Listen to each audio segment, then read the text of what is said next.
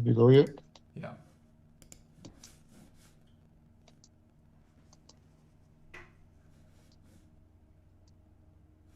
I will say I'm getting the same live chat is currently unavailable. Yep, I figured something was going on. I was But trying to tell you. it is live though. Oh, it is live? Yeah. Okay. Let me look in settings, see if I disable chat or something on accident. Which I don't think I would, but let's see. Oh, visibility, that's why it was private. Turn it live now. Okay, let's see.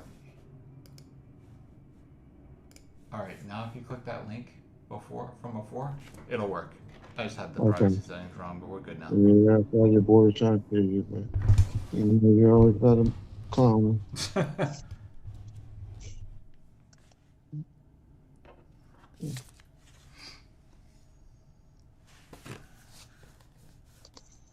Okay. We're going to be talking to people if you're going. Okay. Yeah. Alright, people are coming in now. Sorry the chat was messed up for a minute, guys.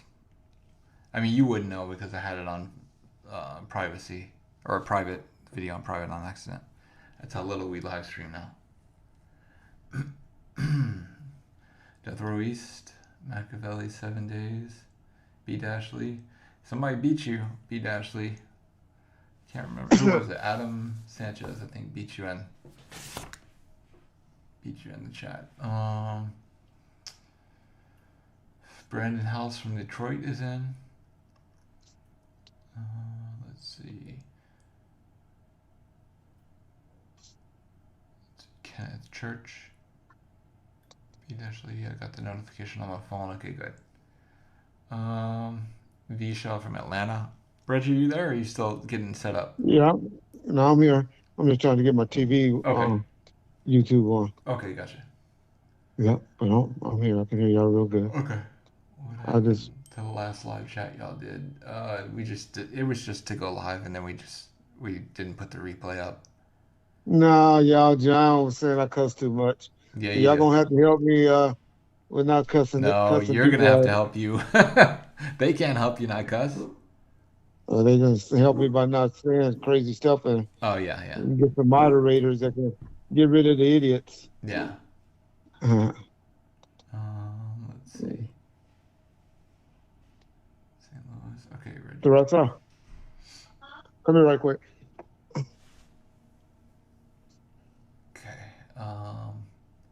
Who made hair on? I don't know.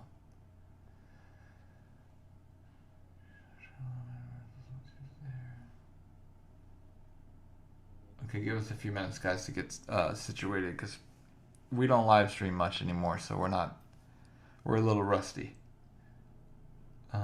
Brooklyn, okay, JV from Brooklyn. Yeah, it's better when Reggie cusses, but then we can't monetize it, so we can't, we just leave it hidden. And Reggie would talk some shit about certain people, so we just keep it. This one will have a replay though. Yes, sir. So, what up, cousin Tony? How you doing, man? Hope all's well with you. Tell Uncle Dodo I said, what's up, man?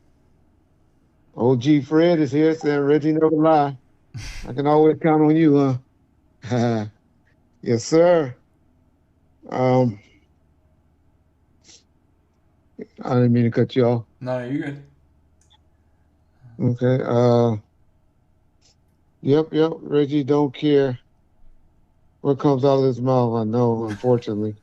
I try to keep it real, but what up, ex-con? Okay. Uh, Joe PG, Marcus Long, JB, what up?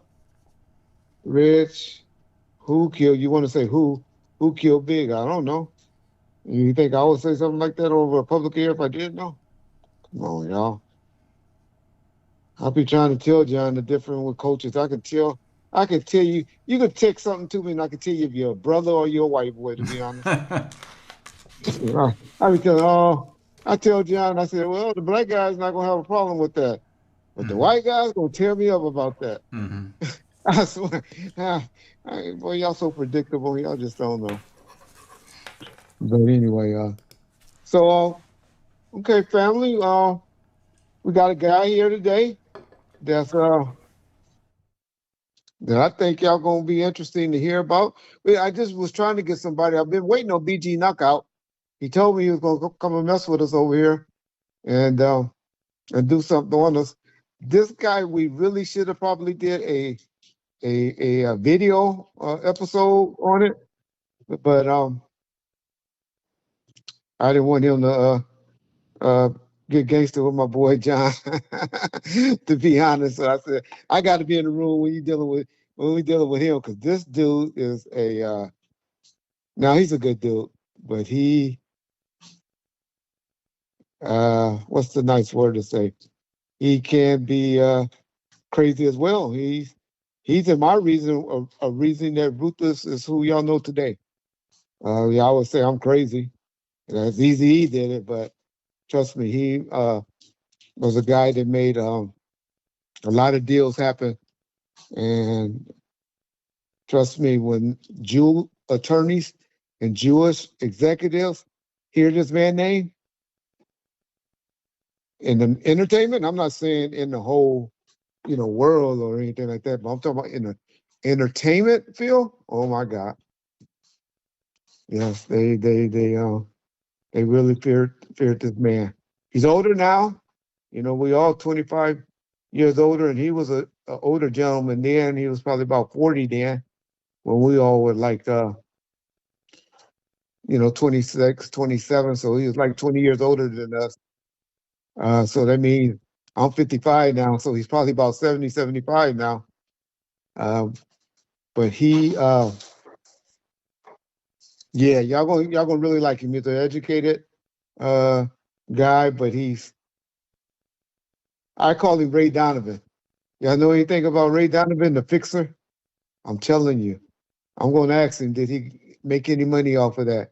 Because just like Freeway Rick should have made money off of Snowfall, this guy is the modern day uh, Ray Donovan, and I bet you whoever came up with this plot heard of Michael Klein, Mike Klein.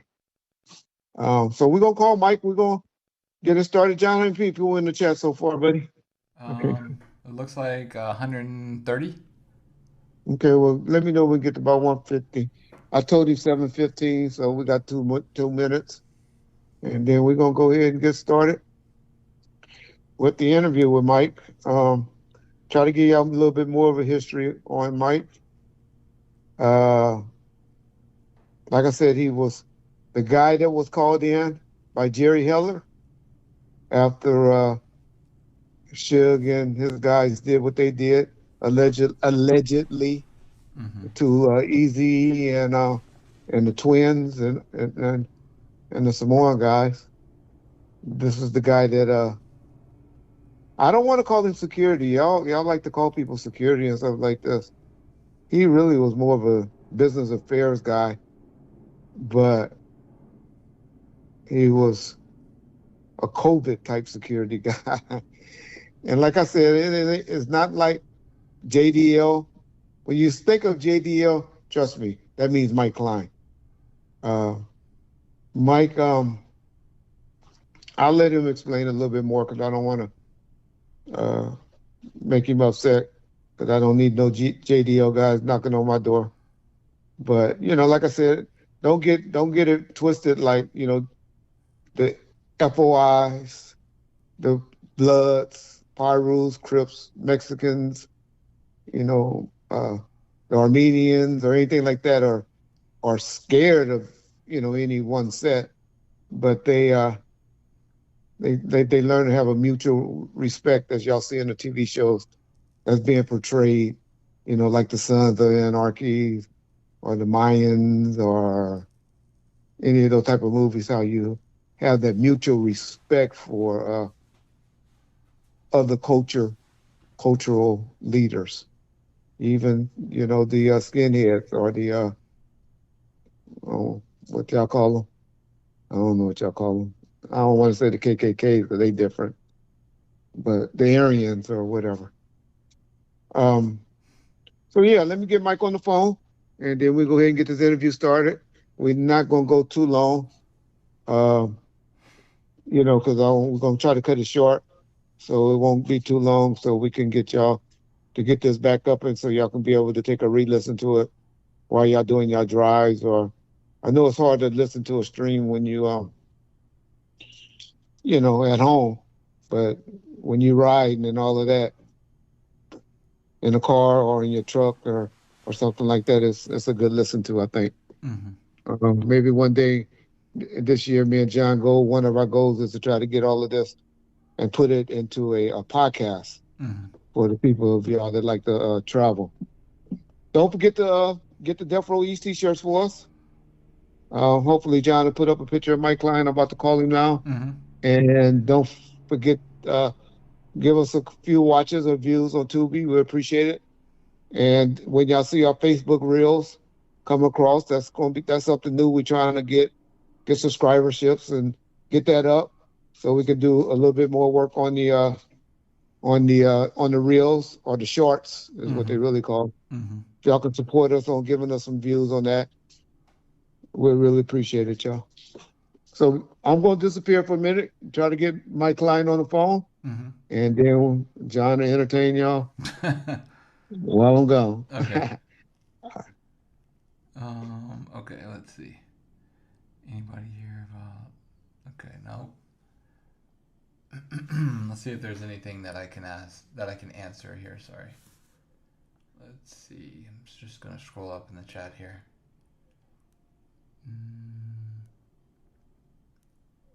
Let's see. Okay. All right, John. We have on the phone with us, like I told y'all when I was explaining to y'all earlier, the guy in my mind is like Ray Donovan, the fixer, and I'll let him explain who he is, and then we're gonna get into some questions. There's a great interview up with my boy Alonzo Williams, and his partner Dusty on NWA. No, I forget what that stands for. Something without Alonzo. No NWA without Alonzo, something like that. But anyway, if y'all go and view Alonzo's channel, and a lot of the stuff that y'all gonna want to cover is probably gonna be over here. We're gonna try to talk about some other things with Mike, but I'll let Mike take over for a minute, then me and John will get to the questions. Then we'll take some questions from the chat. But John, this is Mike. This is John. Hi, John. Hey, how are you? How are you? Good. Thank you for coming on. I appreciate it. Sure. I have pleasure doing it. I've been quiet for quite a long time, and I think it's time that some myths are put to bed. And I did a show on Alonzo show about a month ago to straighten out some stuff, and I told Reggie that I'd be happy to do it with him too. I heard you say one thing, Reggie. My age. I am not 75. I'm 67. I apologize. Oh, Mike was listening to me. I was just saying you was an older gentleman when we. Yeah, well, I was older than you guys. Yes. And I guess more. Should I say? More. Been more through a lot more. I've been through a little more in my life than you guys. You guys were young and eager to do certain stuff, and I've been there, done that, and I learned from my mistakes. So we need to handle things with brains, not with brawn. Even though it's not bad to have the brawn when you need it, and I wasn't lacking that with my people. Let's put it this way. Let me just say this. I have always heard a rumor about Mike, and I even heard Suge. We used to scare David Kenner and Jimmy Iovine and all of them when they would be doing something we didn't agree with, and be like, all right, y'all will know we're gonna have Mike show up. And the rumor was always about Mike back then, because he had David Kenner and Jimmy terrified, who was on our side. And the rumor always was that Jerry met Mike and had two heads chopped off. Well, let's let's not get into that. But I'll get you the history. I'll get you the I'm just history trying to of. show them that Mike ain't no joke. That's all I'm trying to tell y'all. Mike, I'll get into the history of Ruthless Records and Suge okay, and what transpired. As far as David Kenner, the reason he was saying that is because I had a very frank conversation with David Kenner and made him understand very clearly if anything was to happen to any of Ruthless Artist or Eazy, I would hold him personally responsible. Yeah, and you can take that for whatever you want to mean. And he went running to the police and complained. Oh, I didn't know that part. I didn't know that part. Yeah. This was in the courthouse. This was so to give you some history. I was called by Jerry at the time. The situation started with Suge and Ruthless Records. I was called to deal with that situation, which I did. My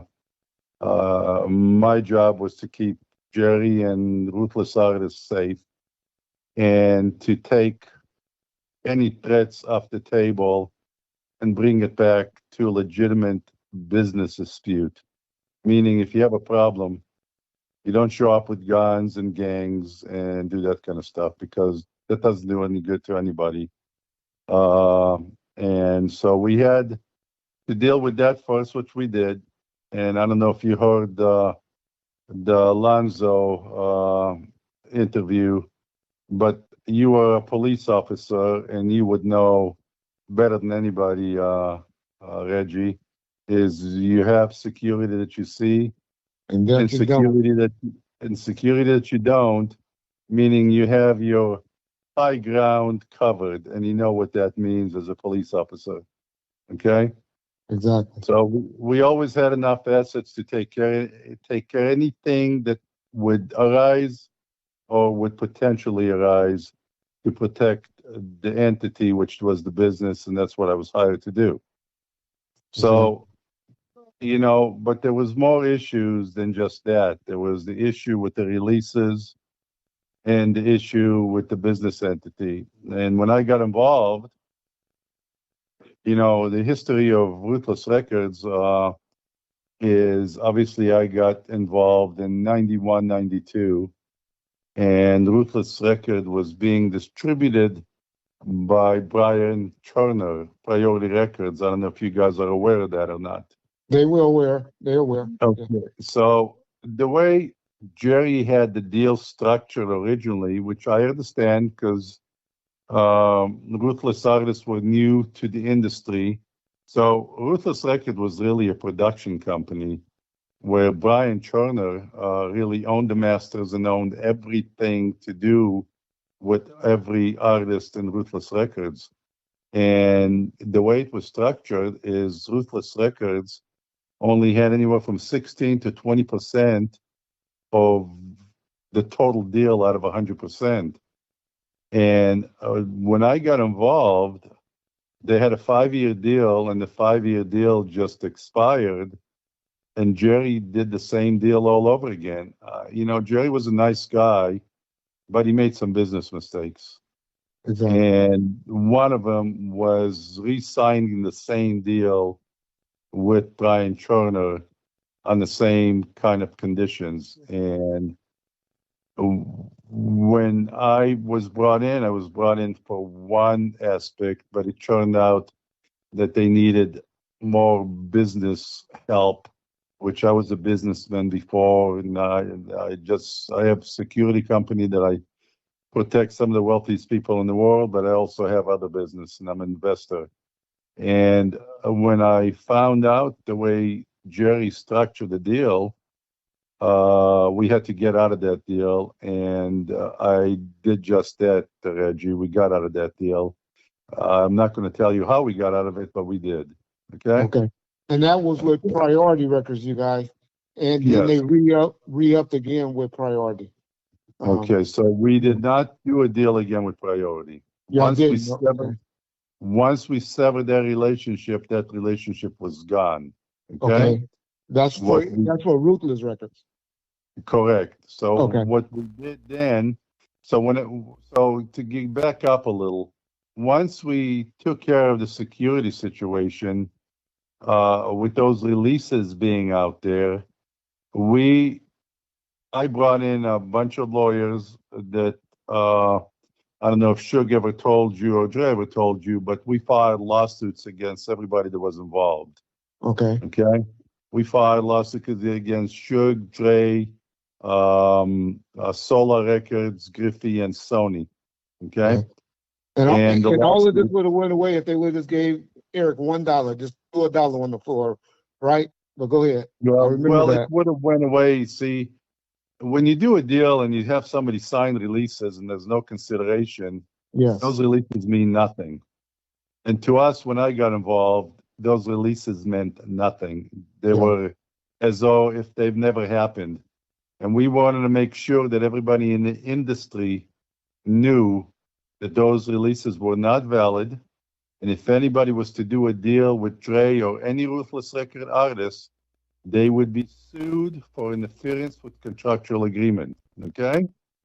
Okay. So what happened was, with the Ruthless side, we sued Sony at the time, and Sony was had a company that's called RED, which was a subsidiary of Sony.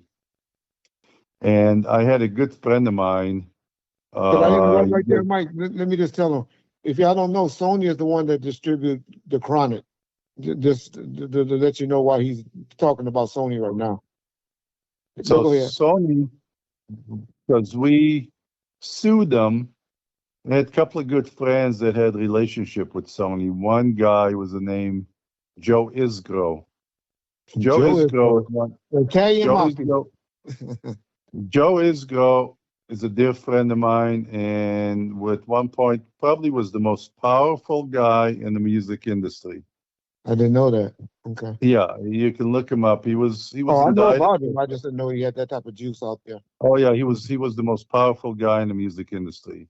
If he told you your record would be #1 tomorrow, your record would be #1 tomorrow. Gotcha. And he put me in touch with the head of business affairs in Sony. And since we were suing them, we were trying to work something out. And they suggested that we talk to RED, which was a company out of New York that was a subsidiary of Sony. Me and Eazy and Jerry flew out and met with the gentleman that ran RED, and we ended up doing a deal that I initiated and I completed, where now Ruthless Records owned 80 to 84% of all the deals, and we owned the masters. So that was a deal that I did. And when I got involved, because the deal we had was with Brian was worthless. And at the same time, Jimmy Iovine called us up because he knew that he could not do anything with Dre unless he would deal with the situation that we owned the contract. And he called, I talked to him, and we negotiated a deal with Jimmy. We never negotiated with Death Row. It was with Jimmy and Ted Fields, and the business affair guys was there. What was his name? David Cohen. Yes. Cohen.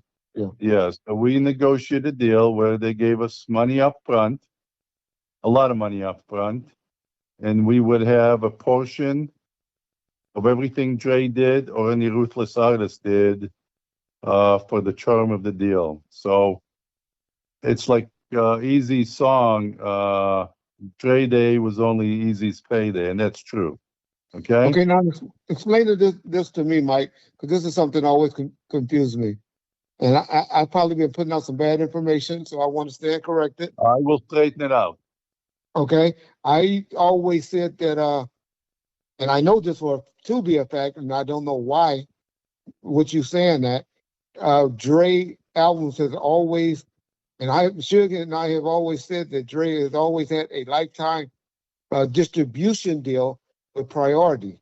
And I know Okay. that. So he had, so the way it was structured, Dre was signed to Ruthless Records. Yes. Ruthless Records, when we severed our relationship with Brian did a deal with Jimmy and Interscope that he would also be taken care of on what Dre did. Gotcha. So Priority was paid by Jimmy and Interscope. Gotcha. We completely severed our relationship with Brian. We told Brian, if you can do a deal there, do what you want. We're not giving you a dollar. Okay? Gotcha. We thought Brian was a lot of the cause of the problems there. Okay? When Ice Cube left Ruthless Records and did a deal with Priority, if I was there, that would have never happened. Okay? I would have never let Brian distribute Ice Cube. I would have sued him for interference with contractual agreement, and it was a conflict. Now, Ice Cube, in the movie, Ice Cube always said like he never signed the contract. Is that true or not? Well, there's a perceived contract. Doesn't matter. He was part of the NWA. Okay. And NWA was being distributed by Priority. And I thought Jerry made a serious mistake by not telling Brian, you cannot take one of our artists and put him out on your label. Okay? I thought it was a huge conflict and the problem, and I would have never let that happen. If I was there, it would never happen. Okay? He could have went to another company and done something with, but I would have never let Priority distribute Ice Cube if I was there at the time. Okay? But I was not there at the time. Yeah, you came in. Yeah, that all happened prior to me coming in. Yeah. So once we had the security situation under control, where everybody knew that this is not a gang situation, this is a business situation. If you have a business dispute, settle it through negotiations or through the court. But nobody's going to come here with guns and do anything, because that's not going to solve anything. And we were we had enough assets to take care of any of those situations. And you, as a former police officer, you know, when I say we had enough assets, you know what that means. Okay? It's the people that you didn't see. And we had plenty of messages delivered to plenty of people in the industry that knew that the only way this was going to be negotiated was in good faith and a matter of negotiation contracts in a business-like manner. Any other way was not acceptable and would not go anywhere. And if we wanted to, we could have tied Dre up forever, and there wouldn't have been any death row. Yeah. But we made. Well, let me discuss right there, Mr. Klein. Only reason I say it, we can't say that, because there was litigation going on.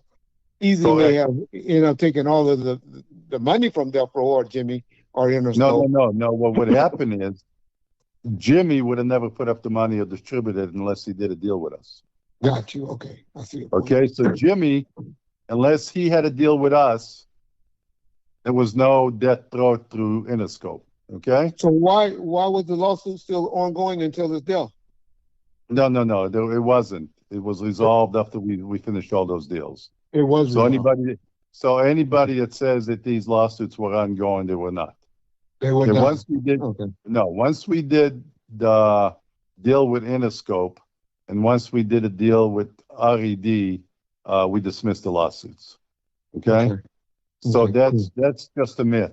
The only lawsuit that happened after Eazy died was the lawsuit with me. This was before Eazy died that I was talking about. No. Those lawsuits were dismissed, and once we had business dealings and business contracts in place, those lawsuits was dropped. It was me. It was my lawyers that I brought in. All the lawyers that handled this were my lawyers and my friends. So there was 3 lawyers, very substantial lawyers. And David Kenner knew one of the lawyers. That's how he approached me. His name was Dick Sherman. It was one of the finest criminal attorneys out there. Got me out of a lot of trouble a lot of the times. But Kenner called him and asked if he could come meet with me. He asked my lawyer if it was safe, if it was okay for him to, if it was safe for him to come and meet with them. And I that was a stupid thing to say, but he did. But you don't know how your name rings Yeah. on our side. Well, I heard you say something about Ray Donovan. A lot of people have been telling me that show was based on me. But I if it's believe true so. or not, I have no idea. I tell you, when I watched that, I believe Ray Donovan is made for Mike Klein, and I believe Snowfall is made for Freeway Rick. Those are 2 shows. But that's what transpired. So there was a lot of misconceptions, and Eazy was put in the situation to sign those releases. He signed them, but they meant nothing. Those releases weren't going anywhere Because no money people was in- exchanged or no consideration was exchanged. Yeah, right? exactly. There's no consideration, and everybody in the industry did not want to buy a lawsuit if they would do some with Dre. So it was all resolved based on contract. And Jimmy was smart. He called us and said, "Let's work this out." And we made a business decision. The business And that's still decision Jimmy was, till this day. That's the Jimmy I always know.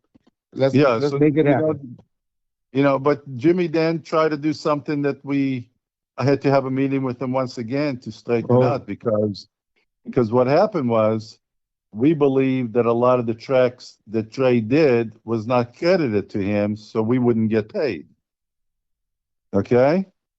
So we found that out. But do you believe had a that meeting. now after all the producers like Hutch and Das and all of them saying Dre stole a lot of their beats? Well, let's put it this way. We had a meeting with Jimmy. Okay. I told Jimmy how I felt. I told Jimmy this was not going to go unresolved. And he immediately settled a debt dispute with us, giving us a generous paycheck for what we thought. Jimmy will throw money at you to make stuff go away. Well, Jimmy saw a complaint where his name was on it personally being sued. So that's why he did that. So the other thing that people don't know is that I did a deal for Eric right before he died with a speaker company called Aura System. It was a Bass Shakers. And that was way before anything that Dre did with the beats. And on top of that, I introduced Jimmy. I took Jimmy down to that company called Aura System to listen to the speakers. And maybe that's where he got the idea to do the beat stuff with speakers. But I took him, I think, in 1993 to this company called Aura System to look at these speakers. Let me tell you a story right quick, Mike, along that line. Jimmy once told me that Dre wanted to do a tennis shoe deal with this company called 310. You remember the motorsports company? I think the game ended up doing it. And I don't know if they did or didn't, but if Eazy didn't pass away, we would have had a lot of deals for Eazy, and Eazy would have been a multi-billionaire today. He was smart. He knew how to listen. He wasn't emotional, and he was a great guy. And and we had to make some tough business decisions when Dre left. And one of them was doing a deal with Interscope to let Dre move forward. And like I said, Jimmy would have never done the deal with Death Row or Interscope unless he had a release with us. And he told us when we met with him, he says, unless you guys release and do a deal with me, I'm not doing this. And we made a business decision to move forward. What's the point? What's the point of ruining people's lives at the cost of making money? So the business deal was made. We did make the business deal. And another misconception out there, but you straighten it out. The JDL situation, when they mention JDL, they're talking about me. Yeah, my bad. JDL is an organization that does what they do. Eazy was going to do a movie about them. I introduced them to the head of the JDL, but they had nothing to do with the security there. It was all my guys, and they're all former special forces military guys that we had that knew how to handle situation in a smart way. Nobody was looking for trouble. Okay, nobody was looking to do Explain anything. it so people won't think the JDL is a racist or a just for Jewish people. First of all, JDL was created because of anti-Semitism and racism. Okay, so JDL was not just there to help Jewish people, organizations. They came to the aid of minorities, blacks, many times. Blacks and Jews have a very tight history. If you look at the civil rights movement and you look at back in the South, and the people that were killed alongside the blacks were Jews. Jewish people. Yeah. And the Jewish people and black people have a lot of commons. These are the only two races during the history of the world that were slaves. Jewish people were slaves for a lot longer period of time, for hundreds of years. Exactly. And let me just say this. This gentleman is one of the guys at a FOI funeral. Captain Shahid, who is probably one of the top 5 guys close to Minister Farrakhan, he sat with the family at Shahid's Captain Shahid's funeral or homecoming. Captain Shahid, very well known in California and LA. Yes. He was a man's man. He's been a friend of mine for over 40 years. When nobody would help him, I'm the only one that came to his aid, and this was over 40 years ago. He had a situation where he got into trouble with some bikers, and some people were killed. Yeah. Well, prior to his trial, we helped him until he resolved the situation. Exactly. And I'm the only one that came to his aid. My people came to his aid and took care of him. And he was black. I don't look at people as scholars or what you call it. We're human beings, and we should help one another. Okay. So when I was there with Eazy or Suge, it was no racial situation. It was the business situation that needed to be taken care of and somehow put back on track, where it wasn't in a way where you have people coming in with guns and threatening. Jerry thought he was going to be killed any second. Okay, that's the way Jerry felt. He was scared out of his mind. Okay. Yeah. Jerry. He's talking about Jerry Heller, the gentleman that was associated with Ruthless Records and Eazy-E. Correct. I'm talking about Jerry Heller, the gentleman that called me. He knew me from the 80s. He used to have an office near one of my businesses, and he knew my employees. And he knew of me. So when this happened, he reached out to me to help him. But he was absolutely terrified. I mean, when I met him and I came to Ruthless Records, I mean, the guy couldn't stop shaking. I mean, we're going to go over some of the myths of the movie. And I know just to correct them, but let's talk about the hospital situation, Mike, if you don't mind. Okay. You want me to tell you about some of the myths of the movie? So one of the myths of the movie, they show Eazy getting beat up. Eazy didn't get beat up. Okay, he did sign the papers. He was put in a situation where Dre called him to come to a meeting that he wasn't there, and met with Suge and other people, and he did sign the papers. Eazy in the movie, did not pass out and fall as they showed in the movie. What happened was, in a couple of weeks before he was admitted to Sinai, the twins, who was Jake and John, That was the was Easy's Samoan. bodyguard. The Samoan guys were with him in Norwalk, and they called me up and said, "Mike, he can't breathe." And they always called me up when there was any issue or any problem. I said, "Well, take him to the hospital." And they said, "Well, he doesn't want to go." I said, "Well, pick him up and take him." And they did. And Easy was diagnosed with bronchitis. And he was released. I saw him after he was released. We talked. He was coughing. He felt fine. And then once again, he didn't feel good, and he was taken to Sinai, and that's where he was diagnosed with AIDS, full-blown AIDS.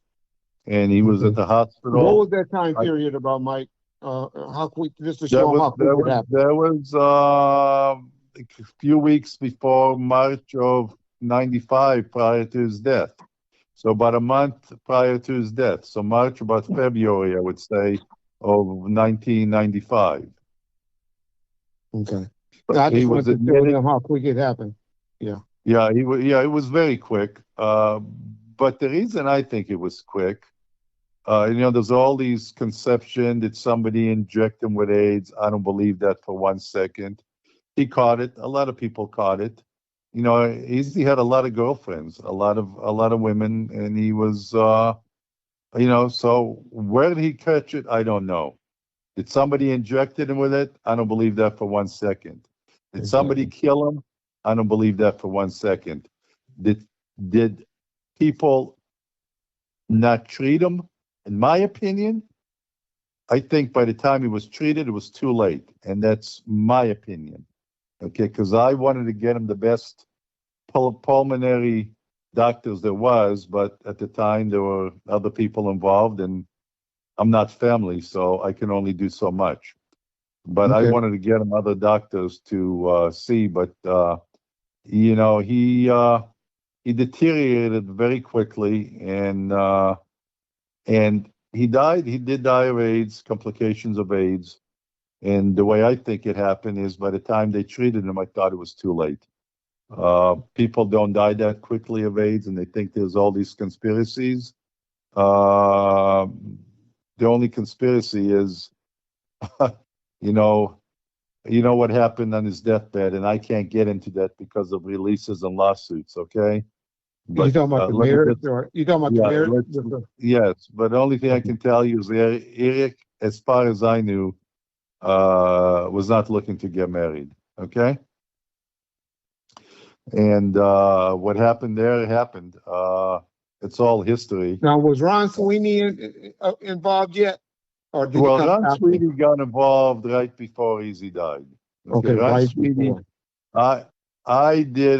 I went to Ron Sweeney with Eric for a video game that Ron Sweeney wanted Eric to be in. And we did that deal with Ron Sweeney, and I did that deal with him. I negotiated with it and got that deal with Ron Sweeney. And Ron Sweeney was a friend of Tamika's. And then right before he got sick, he got involved. But they were never involved in the business prior to Eric getting sick. Never. Okay, let me ask you this, Mike. How did that work with Ron Sweeney bringing the Muslims or the FOIs in for security, even though you had a great relationship with Shaheed? Well, I'm sure. Well, it was a different. It was a different element in Shaheed that came in there, and they were doing security. So let me give you a backup history. So when Eazy was in the hospital, Ruthless Record was open, and I was there. And then Tamika and Sweeney inserted himself in there, and they got the Nation of Islam to try to secure the place. But you know me. I don't care who's there. Especially at Peter Sinai. I don't care. So they came to Burbank, Burbank Boulevard in Woodland Hills, where Ruthless offices were, and they tried to prevent me from going to the office, but that didn't work because So that's when nobody the stopped alleged me. FBI plot or the FBI Well, taking over no. the So what office. happened was the landlord came down because they didn't want any trouble. And they Okay. said, you know what? Nobody's going into the office until the courts decide who's going in the office. Okay. Got you. Okay. Okay. So when I came down there and the Nation of Islam was there, which I really didn't care if they were there or not, nobody was stopping me from going to the office. Okay. Okay. So the landlord came down and said, you know what? Until the courts decide who belongs here, nobody's going in. So, and then the courts put a receiver in there. So the Okay. courts decided that while this litigation that me, Sweeney, and Tamika had until it was resolved, there was a receiver, a court-appointed receiver that ran Ruthless Records. Okay? Okay. Got you. So at that time, it was ran really by the courts. They took care of everything until our situation was resolved, and it was resolved. And you said And you just let them know you're talking about yours and Jerry with Tamika on the okay, estate. no, Jerry, his lawsuit came after mine. Okay. Okay, it Oh, so was y'all have my, separate lawsuits. Okay. I didn't yes, know so that. it was completely different. Okay, so I had one which was resolved. Okay, and then I got Jerry a lawyer that helped him and got that resolved. Okay, Got you. Okay. so I even helped him back then. And yes, it was me that got Jerry fired. And the only reason I got him fired, Well, it what had nothing year, to when did Jerry get fired so people will know that he was separated prior to Easy even getting late, sick? late, late 94, early 95. Got you. Okay. Okay. And Now, he was was, Bone Thugs and Harmony signed yet? Bone Thugs and Harmony was signed in late 93, Okay. early 94. Okay. Okay. And they were a great bunch of kids. It came with a lot of baggage. That's a Yeah. whole another story for another show. Well, I like this But story. I'd like for you to touch on this. So they had a that's right. hot song out when Easy died called First of the Month and all of that, right? Well, they had a bunch of songs. The first one was the Thuggish Ruggish Bone. That was the first song that was released, and it was a Yeah. hit. Okay, and then there was other releases, and that record blew up. Okay. I'm, I I'm mean, saying all of this absolutely to blew up. say they were doing so great. I hate this how the people put this jacket on Suge and they don't ask for about Easy and all of that. I'm just trying to show them how the record business is. Tell them, Mike, what you had to do for them having these hot songs out there. What you had to do for them after Easy died. Well, the only thing we had to do was everything was already in place because we had the R&D deal. Once we had the R&D deal, that was all the promotions and everything was all taken care of by Sony and R&D. So once we had that in place, all they need to do is get in the studio and create the songs, and the rest was plugged in, just like No. Death Row. I'm Once you had the saying deal, I agree with you on that part. I'm talking about how you had to loan them money and oh how no, people. okay, so they came to me. That was while they were in the studio, and they were trying to hold the debts. If you know what that is, debts is the tapes Their debts. hostage. Okay, so when we did that, they didn't realize that this was our studios where they were, and we were paying it. So every time they did anything, we had backup copies for all the debts. So when they thought that they were holding on to the originals, they weren't. Okay, so there was no extortionist attempts over here, but they wanted to get paid. There was, I don't remember if it was Christmas or Thanksgiving. They needed some money, and Jerry said, "Well, he didn't have any." And I said, "Well, if they need money, tell them to come to my house." I gave them a boatload of money. I gave it to them in cash to Exactly. make sure that they were happy, and I did. I took care of them. And not that I you're did. bragging about loaning the money. I'm just trying to show them. I'm just trying to show the people how even artists be having #1 songs and hit songs out there. Just the way the Well, deal works, unfortunately. you get advances on your album, you get Exactly. advances when you sign up, but the money doesn't roll in until the sales are out there, and it doesn't. For people that don't understand, when the album sells today, you don't get your money today. Okay, Exactly. it takes a while to go through the accounting and then the way the money rolls in. So just because you have a hit album today, you might not see the money for months. Okay. So if people have the conception, well, we sold all this money, where's our money? Okay. The other misconception is that Jerry stole money. Jerry did not steal any money. Okay. Yeah. He had deals that were legal deals. Were they ethical deals? That's not for me to decide. Okay. Yeah. So he was getting commission on the groups, on the group as a whole, and then he was getting the commission on all the individual artists. Is it legal? Yes. Was it ethical? That's not for me to say. Okay. But it was absolutely legal. Okay. But then you have to look at the other hand. If Jerry didn't do initially what he did, would this NWA or this group go anywhere without Jerry? Exactly. So was he entitled or not? And that's left for history to decide. But for people to say that he stole money, that's just not right. Okay, he didn't steal any money. He didn't do anything illegal.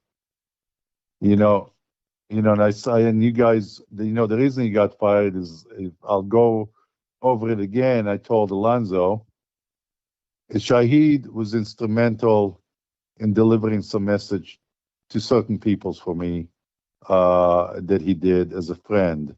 Okay, and then Shaheed came to me and Eazy. He was representing a group that wanted to have MC Ran do a track on the album that the guy he was representing. And me and Eazy said, sure, not a problem. Jerry said no. And I said, what do you mean no? And he says, no, I'm not going to let it happen. He says, they're going to have to pay. I says, Jerry, when people help you and, you have to reciprocate. And he said, no. And he said, you know what, Jerry? You have no say. It's going to be done. And because of that, I got so pissed that I had the lawyer that I brought in drop the documents. I had Eazy sign it. We had a guy, I think his name was George, or Ed, either George or Ed. We had him deliver the letter of Oh, the little Mexican guy y'all had working for y'all? Yeah, the little Mexican guy we had. He So, took the letter and he got fired, but it was not from stealing anything. yeah. Okay. And then me and Jerry had a fallout because of that. And then we mended our relationship because I explained to him what he did was 100% wrong. And he understood. And then I helped him with a lawyer to sue sue to get his money, which he did. But he didn't get fired for stealing. He got fired for not reciprocating something that he should have. Okay. And that was taken care of, and we did that. Gotcha. And Let me ask any you other this. Let me ask you this, Mike, go ahead. Mike, let me ask you this one, because this is an important one, and before I lose you. Yeah. People always want to put that jacket, and I'm not saying it's true or not, because I don't know. That's why we want to ask you about how in the movie it put the 20%, 20%, 20%, and Jerry was getting 20%. Could you explain if that was management thing? Was he getting paid as an artist or what? Jerry was getting his commission. So when you're a manager and when you're a manager, you're entitled up to 20% commission. Okay. So what people was objecting to is he commissioned the group as a whole, okay? And then he commissioned them all individually, okay? Oh, okay. Okay, so he was commissioning the group and them individually. It's not illegal. That's why I said it's not illegal. Is it ethical? I don't know. It's legal. It wasn't done illegally, okay? But then you have to ask, he was the one that got a deal for NWA. Nobody would distribute them. When Jerry went to see people, they all laughed at him, okay? Yeah. He finally got people to do and listen, and he's the one that got them distributed. What is that worth to start with? Okay? Is there a Gotcha. value to that? Okay? Is there any value to what he did? Okay? Gotcha. So if he was instrumental in doing that, did he deserve this money? Well, I but don't now we're know. talking about 40%, right? We're talking about 20 times what, four Yeah, members? yes. So I mean, he was listen. He made good money. No, and listen, he had to pay a lot of that money to me. Okay, Yeah. I Ruthless got paid you. me, and he Yeah, paid me. yeah, Butler Peas. Yeah. Shout out to Okay, Rado. Thanks for that super chat. Yeah, I got you. I so got you. But so I that's mean, a this big happened. percentage. I always thought it was just a No, it is. 20%. Listen, he got. There's no question he got paid a lot of money. Did he Okay. deserve it? You know, I'm not here to judge. Was it illegal? No. Was it unethical? I'm not going to judge that. Okay. Got you. Got you. But for people saying he stole, he didn't steal. Okay. He did Okay. the best deal for himself, and he was looking out for himself. And maybe down the line, maybe he should have adjusted that when they became successful. Okay. But I'm not here to speak for somebody else. I did what I needed to do, and I did it, I think, very well. I did all the deals. Every deal that was done for Ruthless, I did, period. Okay? And while I was there, no Ruthless artist was killed, beat up, or shot. Okay? So that says something. I can't say that with other entities in the rap world because, for some reason, these people take what to do to heart, and I think it's a shame. I mean, one thing is singing about it, another thing is acting about it and acting what you're doing. And I think it's stupid, it's dumb. Can you imagine if every actor that played a role acted in that way and goes and does this type of stuff? I mean, it shouldn't be done. I mean, people should be, take this type of stuff to heart. I think it doesn't do anybody any good. And if things were done more in a business manner, maybe that row would still be there today. Yeah. Oh, well, definitely that part. The only thing I do is show up to court, and he wouldn't have been in the position that he was in, but Yeah, that's true or to too. even be like that. Yeah. But I think he was sold out too by people. As people, if people don't know, me and Suge are very close today. Very close. Okay, Yeah. we didn't start that way, but we are today, and we're doing business deals, and I'm doing his movie. But I think he had some bad advice, and I think some people, and I'm not going to mention names, sold him down the river. I think listen, there was a lot of money involved, and Now, which time are you talking about? The first time or the second time? well, let's take the second time and the first time. Yeah. Okay. I think, and that's I had that conversation with them when we were still not on the best of terms. I told them, Suge, there's elements in your situation, and you're going to end up where you ended up, and I ended up being right. And I think that's why he reached out to me when he got out. Which I know. Yes. Yeah. And How is that attorney's the son doing? I know the father is no longer with us. Is the son still around in practice? Oh, you mean Larry Longo and Frank Longo? Yeah. Larry passed away. Yeah, they were my partners. They were my partners in some businesses. Yeah. I met up there. That's where I met you at a few times at the office with you. That's right. That's right. And then we had I other think y'all was meetings doing the at the water. restaurant. Y'all was investing in some water or I something at still, that time. I still have that business. I'm the CEO of that company. Oh, okay. Good. Yeah, yeah, we still have that business. I'm the CEO of that company.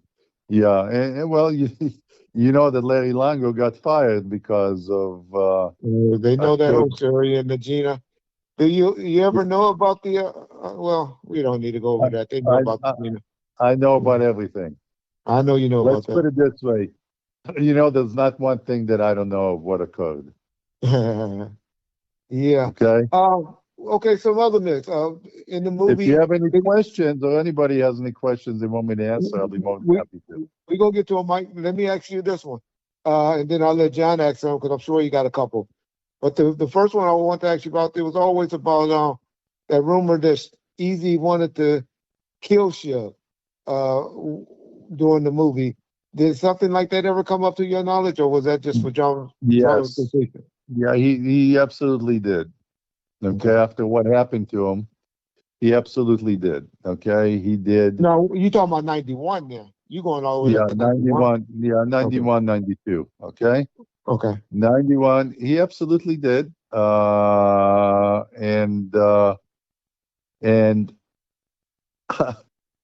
you know, let's say that Jerry talked certain people out of doing certain stuff. Okay. Okay. And that was put to rest. But that was not a lie. He was furious. Okay, you know, he put a lot of time, effort into what he did, and Could all you of a tell? sudden, Yeah. Could you tell them right quick? Because I got a fool that likes to always question everything we do over here. Urban Flavor. He likes to argue, think he knows everything from DC. But could you tell him what year that you came around I came Ruthless around again? late 91 or 91, 92, somewhere around that. Late So 91, early 92. okay, I just wanted to. He's like, could you know that he wanted to kill him if he wasn't around in '91? And I just had to, I Well, just had to that's cap at him. like you can tell him that me and Easy were very close, and he disclosed everything to me. And he didn't. Once I got involved, he didn't do anything unless he ran it by me. Okay, Got you, John. Go so ahead, take over. You got a couple of questions, John? Yeah, I do actually. Yes. In the movie Straight Outta Compton, Well, John must have. oh, sorry, John must have went hold to sleep on. on us. He Nope, probably got sorry, it I on had the mute. phone on mute. Um, I know.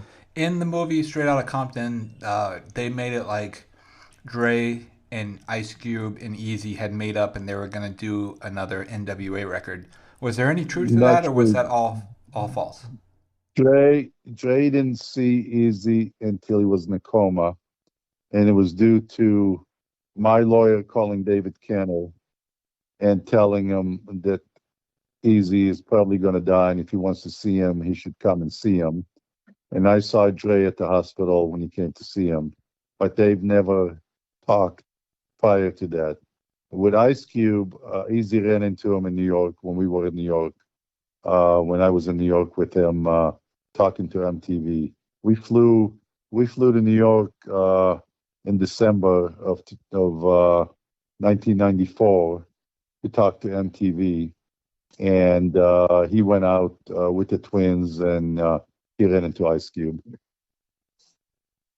So they did talk, but him and Dre never talked and never talked about doing anything. So that was not true. Gotcha. Okay. Were there any other things that stuck out in that movie that were The um only other thing that stuck out that I'm aware of, you know, a lot of the stuff that happened in the movie was prior to me being involved, but the stuff that stuck out in the movie is where Easy falls over, passes out. That never happened. Where Easy meets with Jerry and tell him, "You've been stealing from me, and how did you do that?" And Jerry crying. That never happened. Okay. Uh, Other than that stuff and Easy getting beat up, there's not much that I can weigh in on because a lot of those concerts and tours were done before I was involved. okay. Um Okay, so no, he never had any meetings with Dre to do anything because he never met with Dre until Dre came to see him at the hospital, but he was already in a coma. Okay. And that's about it as far as that goes, as far as the movie goes. Yeah. They didn't mention me. The only time they ever mentioned anything to do with me in the movie is I don't know why they didn't mention me, because maybe they didn't want to get sued. But the only time that anything was mentioned about me is when Jerry said that I'm going to call my friends or I'm going to call my friends at JDL. There's a comment to that. And I think that was had to refer to me, but that was the only thing that I can tell you about the movie. Those three parts, as far as I can remember. Yeah. Unless you guys can think and ask of something that I'll tell you. But yeah. like I said, Jerry never cried. He never met with them in person and said, "You're stealing from me." It didn't happen. Okay. This wasn't in the movie, but one of the listeners on here asked, is it true that all the NWA members except Yellow attended Eazy-E's funeral? You know, I don't remember. You know, there were so many people there, and I drove up there and ended up not attending because I didn't want to go off on Sweeney and Tamika. So I said, my lawyer said, it's better you and your guys don't go. And I listened to him, and maybe it was a smart thing to do, you know? I didn't want to cause anything that would take away from Eazy's funeral. Yeah. So I think that might have caused a ruckus there, and I didn't want that to happen. Okay. All right. Somebody asked on the board, the way in the movie they portrayed it like Eazy was going broke near the end. Was that accurate? Were there financial issues? That's a bunch of business. But you know, there is cash flow issues is different than being broke. And I think Reggie can tell you that. Meaning cash flow is you're waiting for the money to come in from the sales of the records. But it does not mean that you're broke. You have assets, and you had a group that just sold over 1 million albums.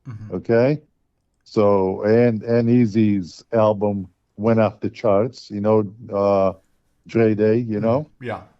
only made Eazy's payday. So the Eazy song in his album blew up the charts. So he had a lot of money coming in, especially now. And Bone Thugs. And Bone Thugs was hot. Yeah. Exactly. Bone Thugs was hot. And he had others. And he was working on other groups.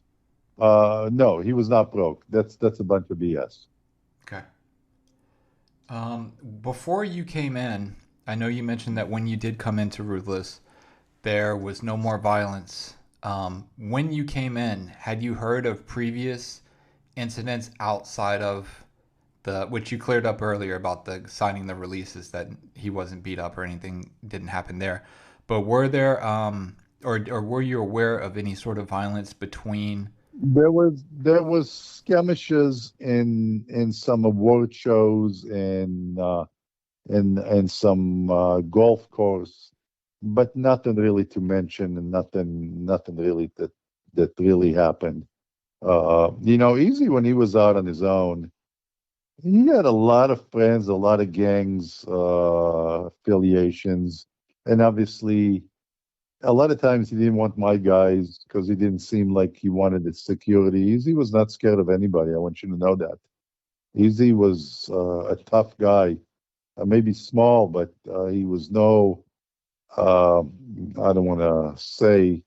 Well, maybe I can. He was no pussy. Let's put it that way. He was a tough guy, and he had a lot of affiliation. And on the streets, he would have a lot of his people take care of him when he was out. So, but I had people with them when he needed to be. But there was not that many skirmishes that really worth talking about. It really didn't happen. There was a lot of going back and forth in albums and dissing one another, but that's about it. And let me interject right there. At the golf course incident he talked about, y'all, he's talking about that one of the Def Jam artists, I think it was Montel Jordan, or one of their video shoots. And the only person there from Death Row was Nate Dogg and one of my security guys, this white guy named David, and they got into it with BG Knockout and Yes. Drayster now, and it wasn't Easy, wasn't even there. Yeah. Just yeah. So it was like turf wars with record company, which I think was, what can I tell you? It was immature and shouldn't have happened. But people have Well, their BG Knockout, to be honest, he was game banging then. BG was with it at that time. He's a different man now. Got older, yes. did some jail time. But BG Knockout was with it during those days. We all get older and wiser, don't we? Exactly. Oh yeah. Oh yes. Wish I had the knowledge I have now that I think I have now back then, because I did a lot of stupid stuff then. Well, listen, Just say a lot of stupid stuff now. we all do stupid stuff. Some realize it later than others. Yeah. I just had a conversation with Suge 2 days ago. I said, Suge, if you would have came to me a little sooner than you did, you'd still be there, and probably very wealthy. And he said to me, he said that, well, you chose the wrong, the N word. I was laughing. And I said, well, you know me, I'm loyal. When somebody asks me to do something, I don't switch sides. Exactly. Go ahead, John. I'm sorry. No, no problem. One thing somebody mentioned, and it's a good thing that always plays into the conspiracies about Eazy-E. A lot of people always say, how did Eazy-E's wife and kids, or wife and newborn, not have the virus, but Eazy-E had it? Do you have any knowledge about that? Well, that's a medical question, and it's, people have had AIDS and not pass it out to their loved ones and kids. So just because people say it wasn't passed to other people doesn't mean that somebody didn't have the disease. And if you heard the doctors that were involved, one of them, I don't know if you saw the show that the kids that EB did with Tracy. Yep. One of the doctors said that he treated one of the women that Eric was with for AIDS. So there was somebody that came forward with AIDS. So, Easy was not injected with AIDS. Nobody gave it to him. Okay, let me say this. Yeah, and Tracy, who was, and I know you're good friends with her, so I'll be as respectful as I can, because I know you're still good friends with her. But Tracy came around us at Death Row, and she was messing with the guy by the name of Kevin Lewis. That was our studio manager, Ramsey Lewis' son, and he died from HIV and AIDS. I am friends with EB and what you call it, because I feel close to them because of being Easy's daughter. Yeah. And we talk all the time. They call me sometimes for guidance, and I talk to her. I think she has a lot of talent, and I hope she makes it far. I really do. I think all these kids deserve what you call it. I thought they should have been better taken care of, but that's not up to me. I mean, I don't know if you know that Frank Longo represented the kids in a lawsuit in the estate. Okay. I didn't know that. Okay. Yes, he did. He did. So what happened there was,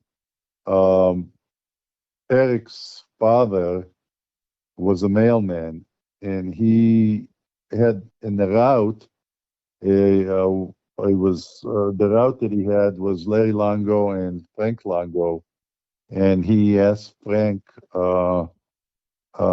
if he would do the case. Now I know Larry Longo for a long time, and then he introduced me to his son Frank, and he sued the estate on behalf of Easy's kids. Okay.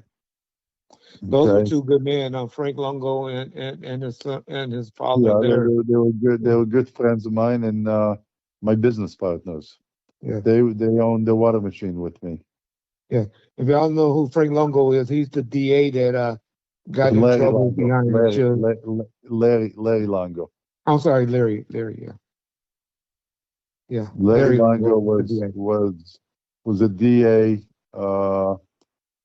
first in Beverly Hills and then in LA. Yes. And then he ended up leasing his Malibu house to Suge, Yeah. and also Suge signed Gina. his daughter to a record deal, and then Larry got in trouble for conflict and had to leave the DA's office. Correct. And stayed solid all the way through. Yeah. Larry was a dear friend of mine until the time he passed away. Yes. He stayed solid with Suge. Suge Yeah. and I have met with Larry and all the way up to about 2007, 2008. That's how Yeah. solid he stayed with Suge. Well, Larry was a good man. He was a stand-up guy. He was a good friend of mine for many years. And Frank and me are still very close. And like I said, we're partners in the water company, and so was Larry. So it definitely is history there. It's funny how everything is commingled, and here you go. You have Larry and Frank, and they're my partners, and they were doing stuff with Suge, and now I'm doing stuff with Suge. That is funny. There's a lot of rumors there that I had something to do with Eric's death, and that's the most BS bullshit that I've seen out there. Him dying only hurt me because I was making money off the company. Him dying Yeah. doesn't help me. Exactly. That's what they don't Yeah. understand. I get accused of that with Tupac, and it just be like, y'all just don't know. Well, there was stuff there that we extorted Eazy and Tupac. It's all over the internet. And that's a I bunch of heard about bullshit that. too. Yeah. And nobody extorted anybody. That was just allegations that to discredit me that was put out there. There was some rumors about you with some You supposedly a know, briefcase with cash. If you can talk about that. well, there was a briefcase with tapes, they're saying. Oh, tapes. Okay. So I was interviewed by the FBI on that. They interviewed us because somebody said there was a briefcase with tapes that disappeared. Now that's like the abominable snowman. Did it exist? I have no idea. But they made these allegations. The FBI investigated, and I don't think they found out to be true. I think that was done to discredit me because of the situation, and people wanted to get the authorities involved because of my reputation. And but there was, I've never seen that suitcase or that briefcase. Easy did have this little briefcase sometimes that he put his debts in, but I think all those were released, and there was nothing that was hidden, stolen, or taken anywhere. There's some story out there that I took it and went to Canada and opened the Ruthless Records in Canada. It's a bunch of bunk and Did the BS. music ever come out? Did the music ever come out? No, if it was Exactly. out So, there, it'd come out. trust Exactly. If me. it was out there, it'd come out. No, Yeah. it's just a myth. It was there to Yeah. discredit me. I loved Eazy. Eazy was a good friend, and we grew very close. Okay, very, very, very close. I took him shooting, taught him how to shoot better. I took all the guys, all his bodyguards that he had before. They were bodyguards. They knew how to hold a gun, but they did not know how to shoot a gun. So you know that, Reggie, having holding a gun and shooting a gun is two different It's two things. different things. All you gotta do is move just a little bit, and that throw your whole sight off. But Well, not even if you don't squeeze the trigger right, the way you hold everybody the put the whole trigger. finger over the trigger and all Yeah, that. exactly. The people just don't understand. Yeah. And he had guys, and I took him shooting. I did do that. And there was rumors that I did that, and I did. I did take him to target shooting and teach him how to shoot so they get more accurate. I used to love that. And Easy would love going shooting with me, and we did. And we were Okay. good friends. Any other good stories about Eazy? that what he Well, liked to do other I'll than tell you. being in the studio? I'll tell you a funny story there with Easy. So one day, prior to us doing a deal with RED and Sony, we went to meet with Joe Isgro in his offices in Burbank. Okay. So it's me and Jerry, and we're supposed to meet Easy over there. And Easy is late as usual to everything. And Joe says, "Where is he?" So I look out the window and I see a million cop cars down the street. I said, "What the hell's going on?" So here comes Easy into the office with a ticket book. A ticket book meaning, these mirror ladies that give tickets. A police officer. He had Yeah. the book in his hand. I said, "What's going on, E?" He says, "Well, this police officer. I was talking on the phone. She told me to move. I didn't want to move, and she pissed me off. And I took her ticket book and went in the parking lot. Well, she called the police. The police came down there, and it was like a million police cars looking for Easy in this building. So, so we surrendered Easy. He went down to the Burbank Police Department. We had him bailed out. All the cops took pictures with him and took his autograph. And but that was a funny story. I mean, Oh, I'm sure, because y'all got to remember what something he had out. I got to remember what something he was known for. We bailed him out. Joe Isgo didn't know what the hell was going on. All these cops. I mean, there was a million cops out there looking for E. And then next thing we know, they're throwing his car out of the building. So I went to talk to them, and then I said, "Yeah, we'll surrender him, but I'm gonna have my lawyer bring him in." So I had a lawyer by the name of Michael Barbeau. He came down, and and he took him in and bailed him out. But that was a funny story. Yeah. Tell them how you were the first guy, or you were the guy that helped Suge when he got in trouble on his last caper. Well, you got a turning for him.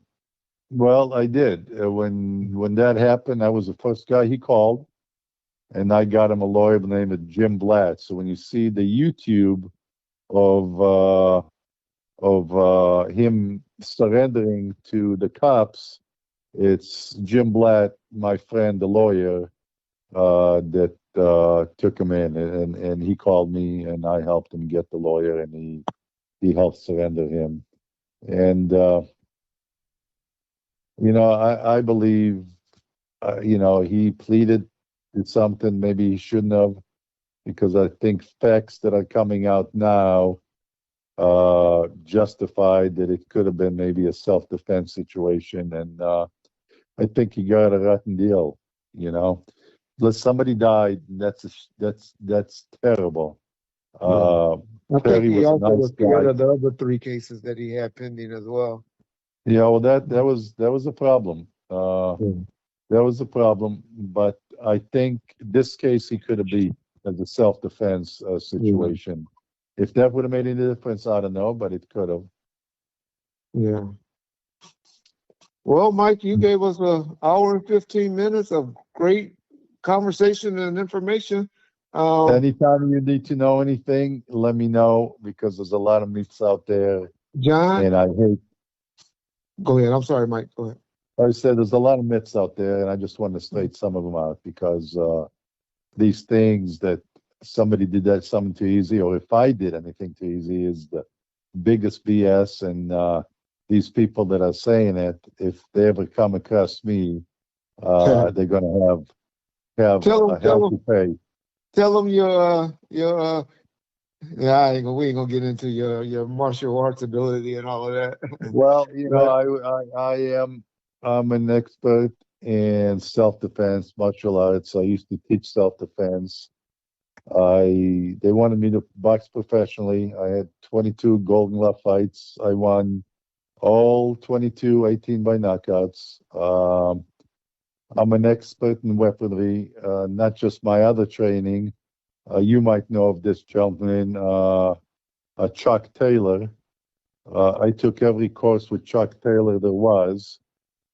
Chuck Taylor also taught a lot of the SWAT people in Arizona. I don't know if you're familiar with them, Reggie. But Oh no, those of I was you, low level. I was a low level street cop. so if you're not familiar with Chuck Taylor, look him up. I trust me, I heard of him. I watch Bes- him. I Besides, always laugh and say he gonna get somebody killed because he know how to do all this stuff and he be showing people how to do it and I be like, man, people can't yeah, just walk up and do that. I'm probably one of the only non-police officers that took That he ever his trained. course. Huh? Yeah, well, I had training before, but it's always good to brush up on the training.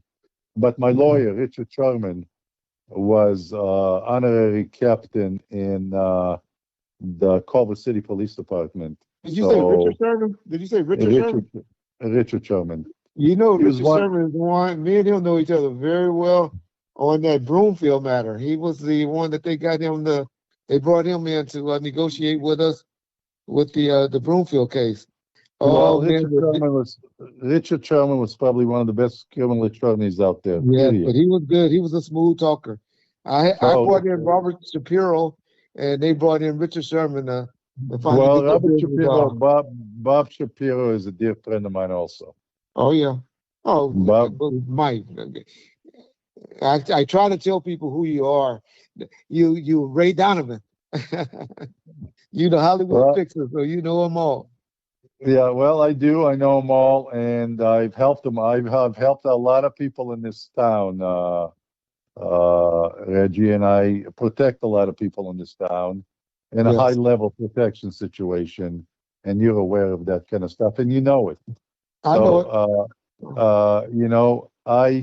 I try to help people. I'm not there to hurt anybody.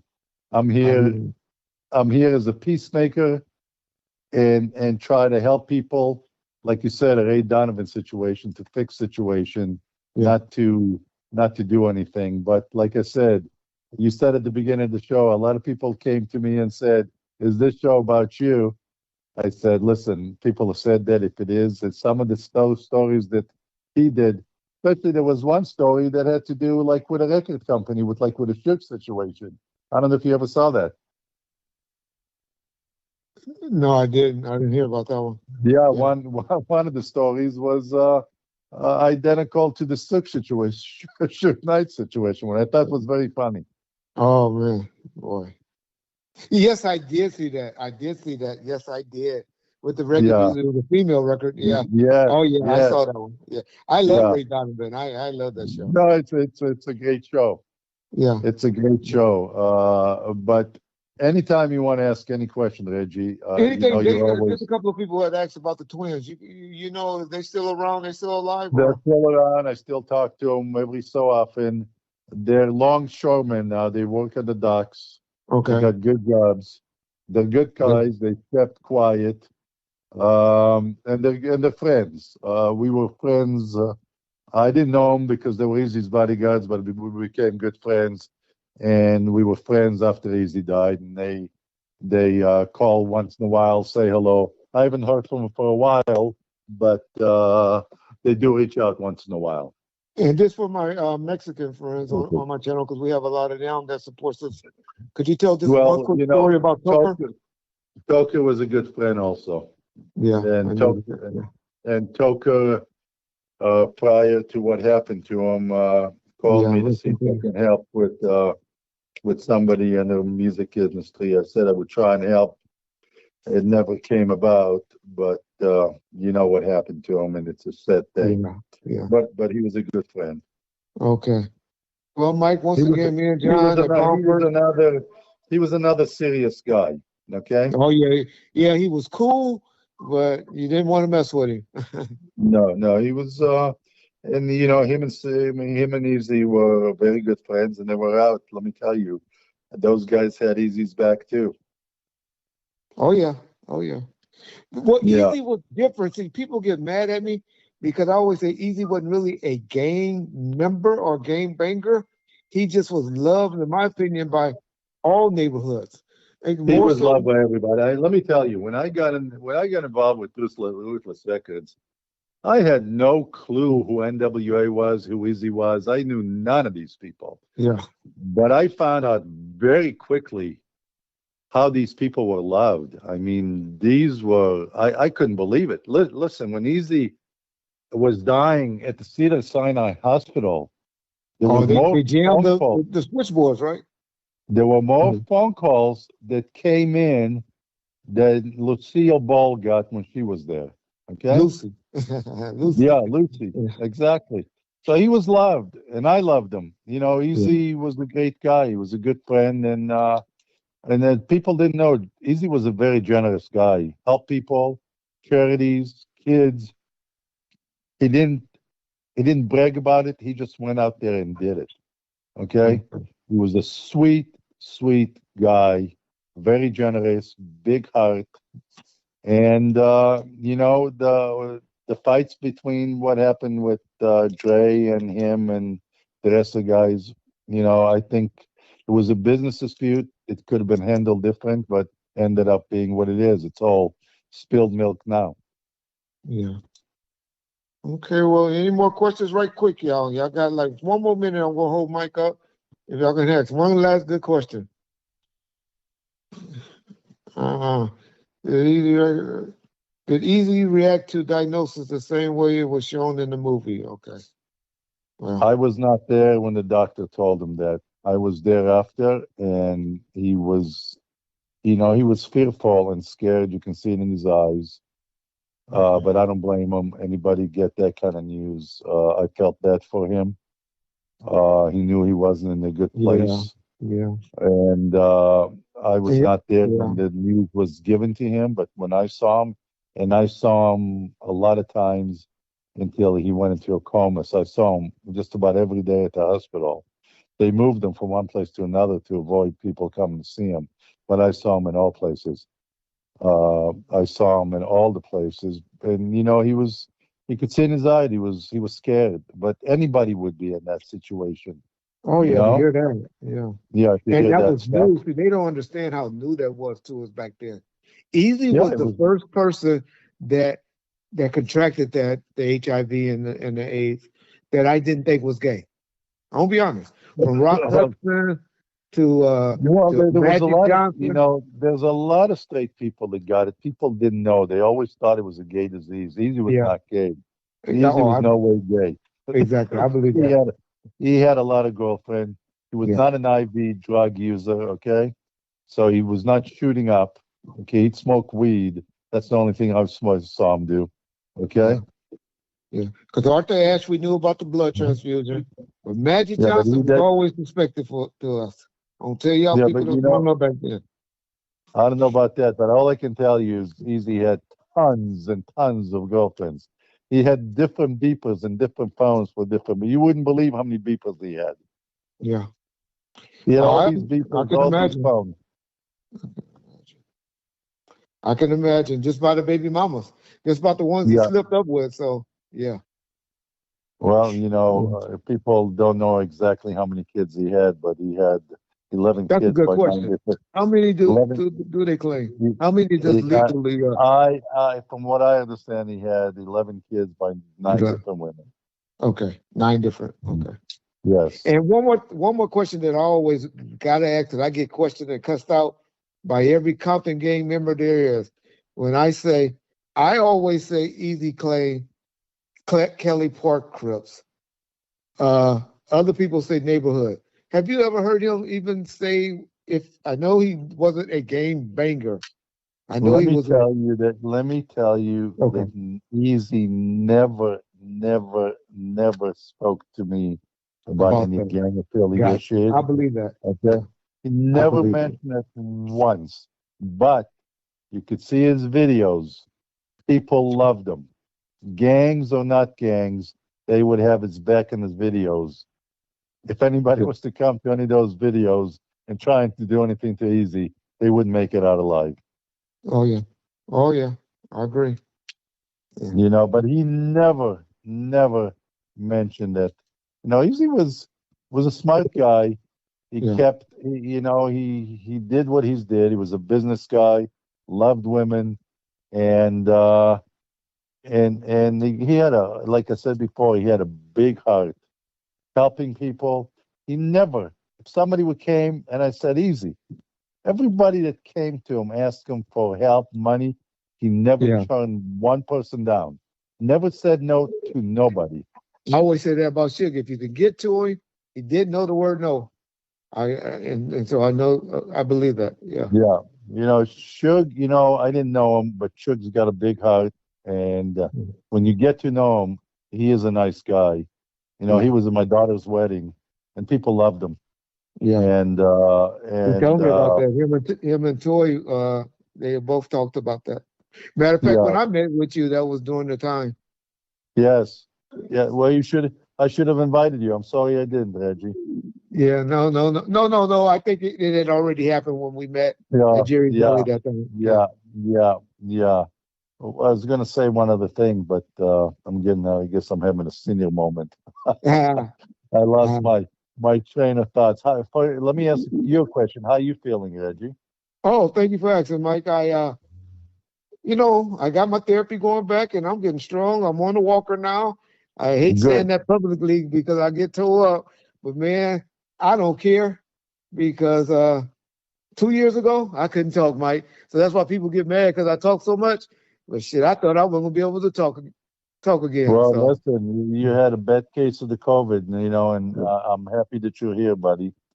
I And appreciate you saying that. that most important thing is your health. So, Yes. and I wish you a speedy recovery to the way you were Oh before. yeah.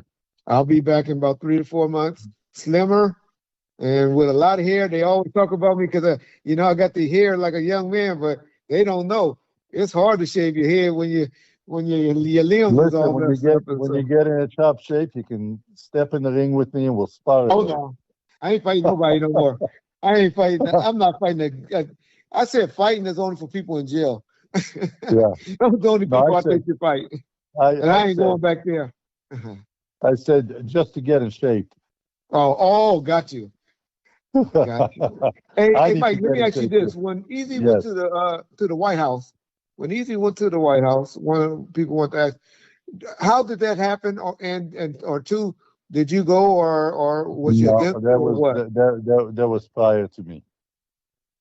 No, okay, prior to you. Got you. That Okay. was him and Jerry went. He was. What am I going to tell you? He went and he. Well, was it against it? I'm not against anybody. I'm a minded guy that everybody's entitled to political views and whatever they want to do. We're not here to judge people's thoughts and what they do. Okay. So I don't judge people on their political views. I think this is why this is the United States of America. Okay. Because we all have the freedom of expression and whatever we want to do. So I don't talk politics and I don't weigh in on any of this. Got you.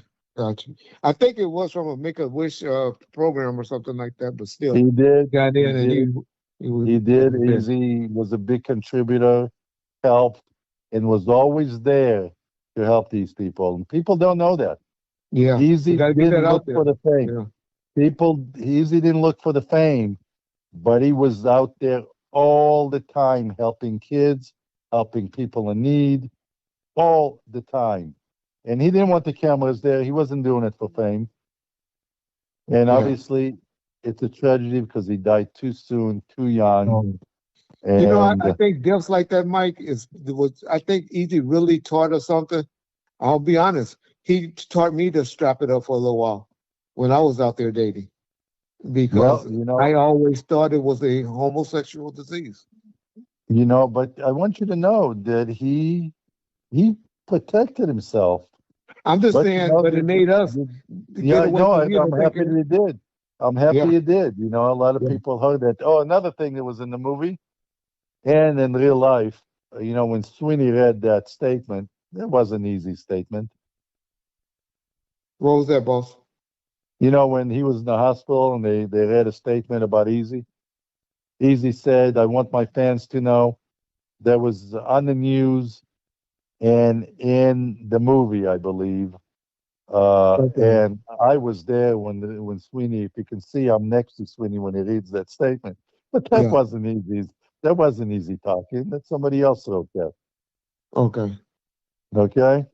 Got you. Okay. Oh, That's Mike, it. I know I've been trying to wrap it up with you because I don't want to be rude to you because I know you You're got to not rude to do. me, buddy. You're not rude to me because I like to clear up some of these Okay. misconceptions too. So I'm happy the time we took to Well, clear all John, did this you see up. anything that really jumped out to you, buddy? Since Mike No, with us. no, Okay. nothing really that stood out that we didn't touch on. Okay. Okay. Well, we don't want to make it too long, Mike, because then they won't view it because we want Yeah. these people to come back and view it and view it and view it. And man, All this is right, gonna be a buddy. great interview. Thank you, buddy. Thank you for reaching out, And you know I'll be Reggie. talking to you. We got some business to take care of, Yes, and yes, and yes. and you tell my boy I said what's up when you talk to him, and Yeah, I did. I did, and he said to say hello to you. okay, and tell him February the 1st I'll be good, and he knew what I mean Okay, by buddy. that. Okay. Okay, All right, buddy. all right. Give me that Thank you. info. Give me that information. I will. I will. Okay, buddy. Bye. Thank you, Mike. Okay. Bye. Bye. Okay. Well, y'all, I think that was a great interview by Mike Klein. He's not a security guy. I hate even calling him security. Mm-hmm. The business affairs, I think, would be a better word for him for Ruthless Records during the heyday.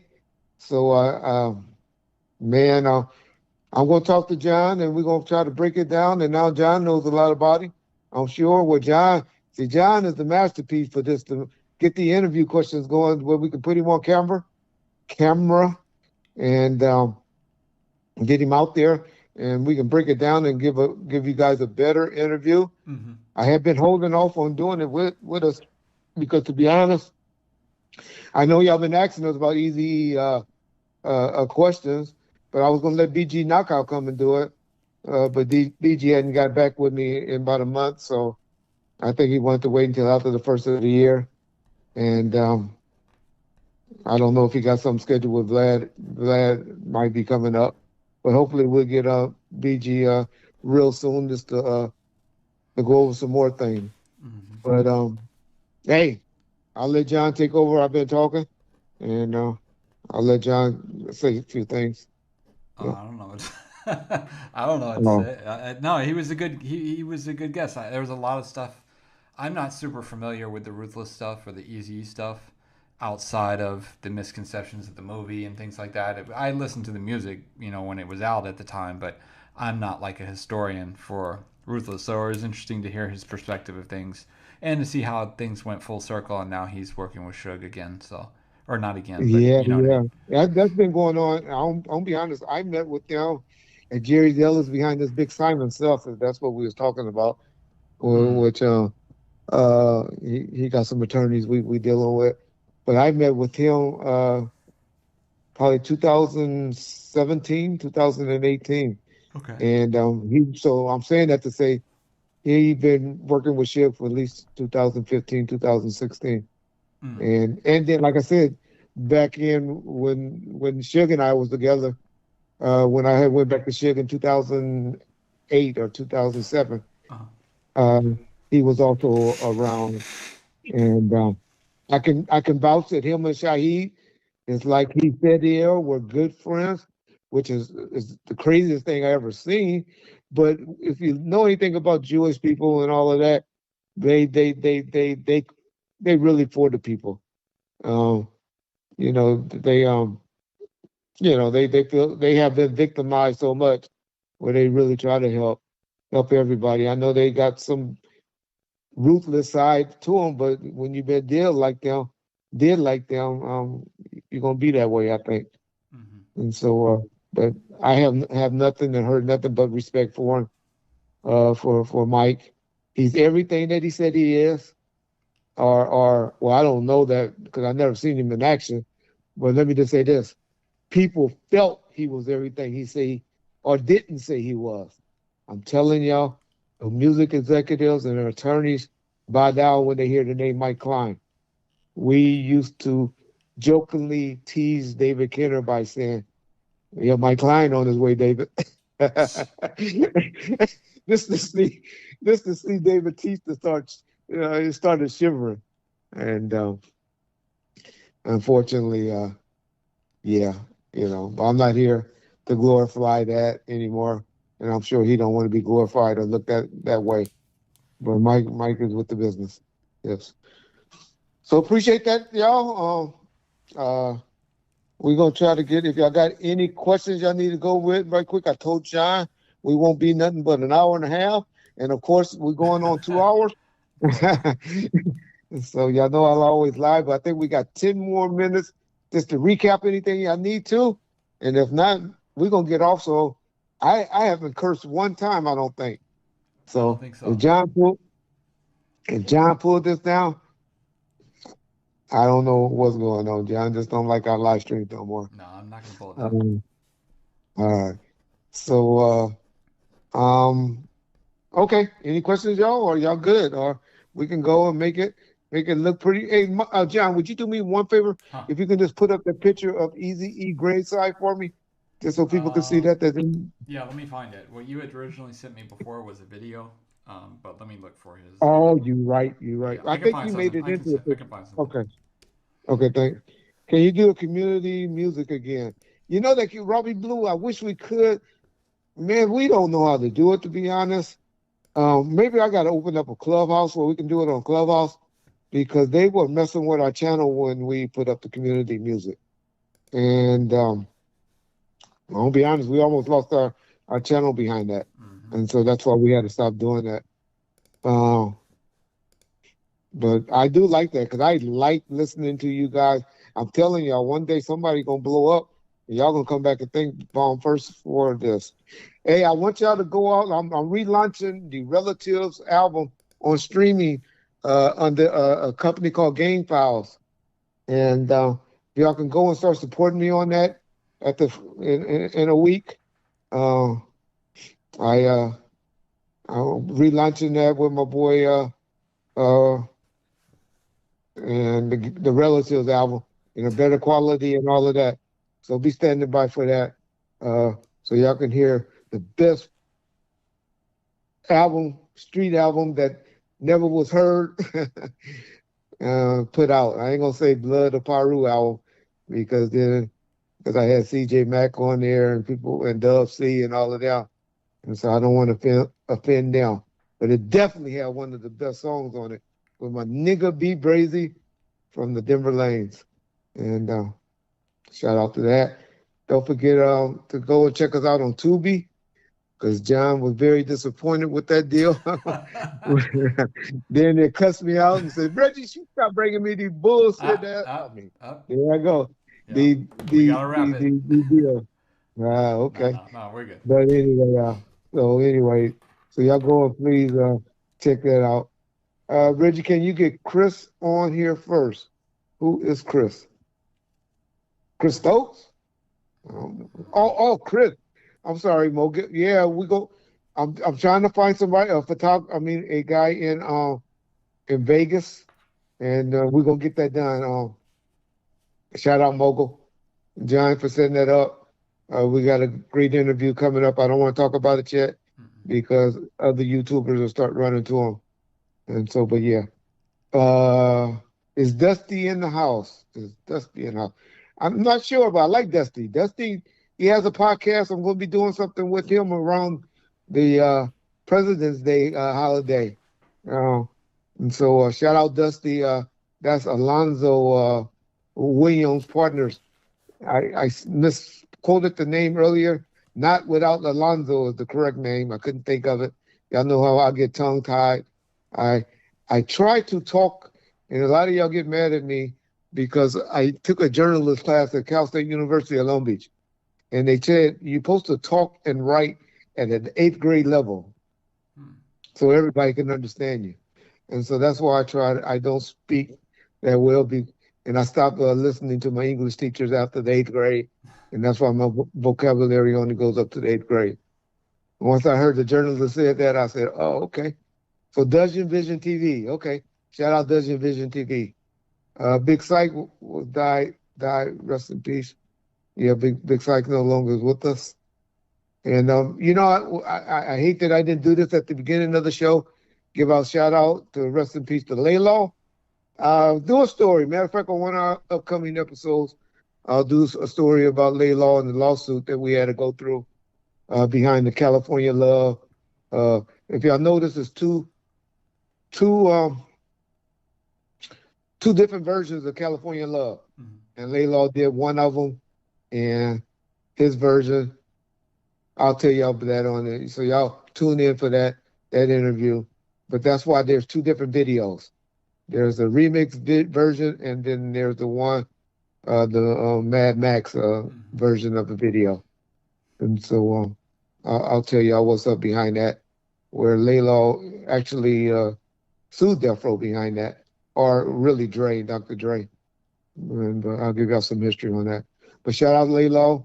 Man, Laylaw been around and did a lot. Him, Battle Cat, and producers like that.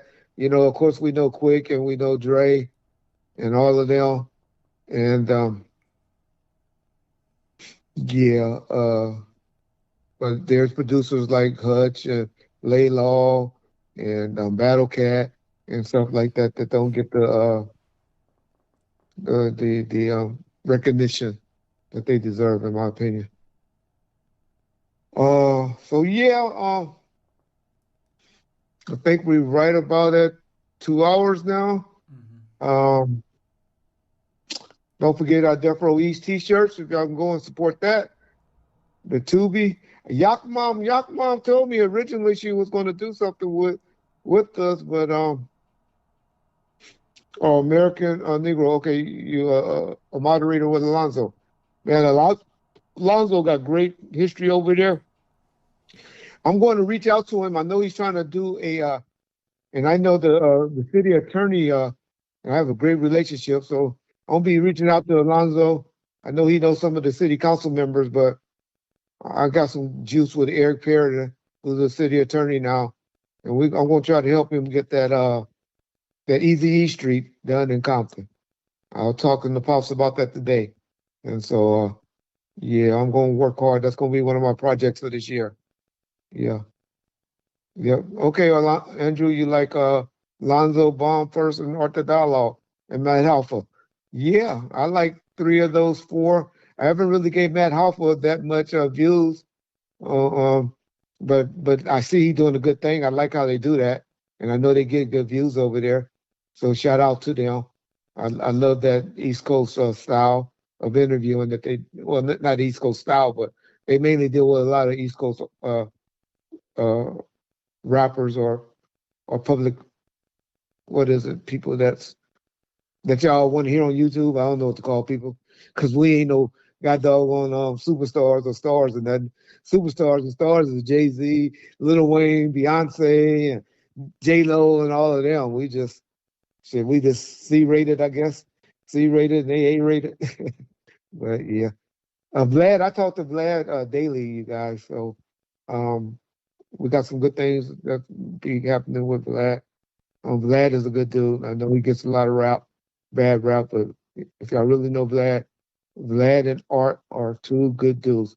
Don't know the guy from Adam 22. I don't know him. Never had any dealings with him. But Vlad and Art the Dialogue, man, y'all don't understand. And I was just telling Vlad that the other day. When you copy people's styles, that's a sign of complimenting them. And and so that's what we do. Not that he was complaining about us, but he wasn't. But those are my two, other than Bomb First, of course. And my boy Melly Mel is over there spitting out game, y'all. Him, Alex do okay. Alex Alonso do okay. Um, but Melly Mel is over there giving y'all game. And for those of y'all that really care about, I know a lot of y'all like Kel Mack. I can honestly say if Kel Mack came in and slapped me right now, I wouldn't know who he was because I never viewed his channel. But so I can't say that Melly Mills is better than Kel Mack because I never viewed it. But Melly Mills is over there doing a hell of a job, and I wish he can get his viewership up a lot more than I think they should be a lot bigger than what he's doing. But no disrespect to Kel Mac because I just never gave it a listen to. Okay, so but my boy John Coop said it's good, and Johnny Coop is a great. He knows how to pick out stuff and when you say stuff, you know how to comprehend what people are saying. So if Johnny Coop was giving him the thumbs up, I may have to start giving Kel Mac a couple of listen tos. Yep. And so, John, I told you an hour and a half, and that ain't bad for me. 2 hours. Better than 4. So, Bomb First, we appreciate if y'all come back and listen to this live stream. And we'll be back with y'all with some good content in a day or two. But y'all check out this and give our videos a few more listening to. Go back and re-listening to them, and trust me, I know some things out there. DJ Quick, my boy, what's that fool name? Gully TV and all that. Trust me, our boy Reg is going to be dealing with them real soon. So stand by.